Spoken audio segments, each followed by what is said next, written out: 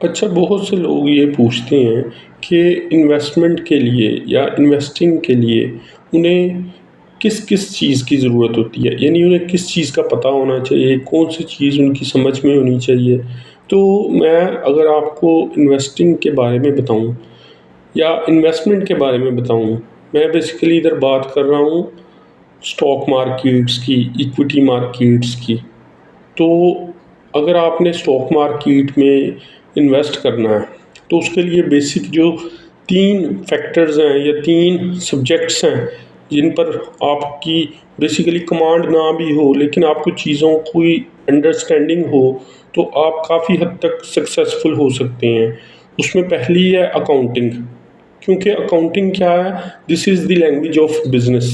दूसरा है इकोनॉमिक्स, यानी आपको इकोनॉमिक्स पता होनी चाहिए डिफरेंट कंपनीज़ की, यानी किस तरह वो अपने फंक्शंस को परफॉर्म करती हैं, कैसे उनके ऑपरेशंस चलते हैं, क्या उनका प्रॉफिट है, क्या उनका लॉस है, क्या उनका मोट है, यानी कहाँ उनको कम्पिटिटिव एडवांटेज हासिल है और कहाँ वो बेसिकली लॉस में है।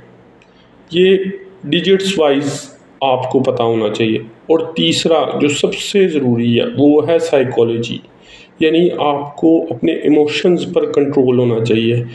ये नहीं है कि अगर एक स्टॉक या शेयर आपको प्रॉफिट दे रहा है, वो एप्रिशिएट कर रहा है, तो आप जल्दी से थोड़ा सा प्रॉफिट बुक करके उसे लिक्विडेट कर लें, यानी उसे बेच दें।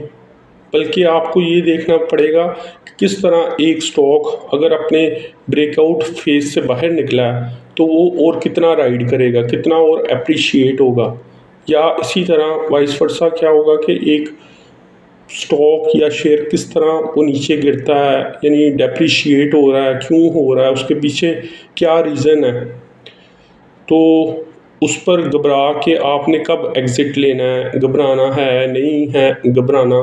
तो ये चीज़ें बेसिकली आपको साइकोलॉजी के थ्रू आप मैनेज कर पाओगे, अगर आपको आपके इमोशंस पर कंट्रोल होगा। तो 3 चीज़ें इन्वेस्टिंग के लिए बहुत ज़रूरी है, एक अकाउंटिंग, दूसरी इकोनॉमिक्स और तीसरी साइकोलॉजी। इन तीनों के बारे में आपकी अंडरस्टैंडिंग बहुत स्ट्रॉन्ग होनी चाहिए, आपको साइकोलॉजी के हवाले से कमांड होनी चाहिए अपने ऊपर। तो फिर आप इन्वेस्टिंग के थ्रू, इन्वेस्टमेंट के थ्रू, स्टॉक्स के थ्रू, इक्विटी के थ्रू बहुत ज़्यादा अर्न कर सकते हैं। इसमें जो सबसे बड़ा फैक्टर है वो बेसिकली पेशेंस है। भाई कब आपने एग्ज़िट करना है, कब आपने एंटर करना है इक्विटी मार्केट में, ये बहुत ज़रूरी है। और अगर आप लॉन्ग टर्म के लिए इन्वेस्ट कर रहे हैं, तो वो आपके हक़ में ज़्यादा बेहतर होगा।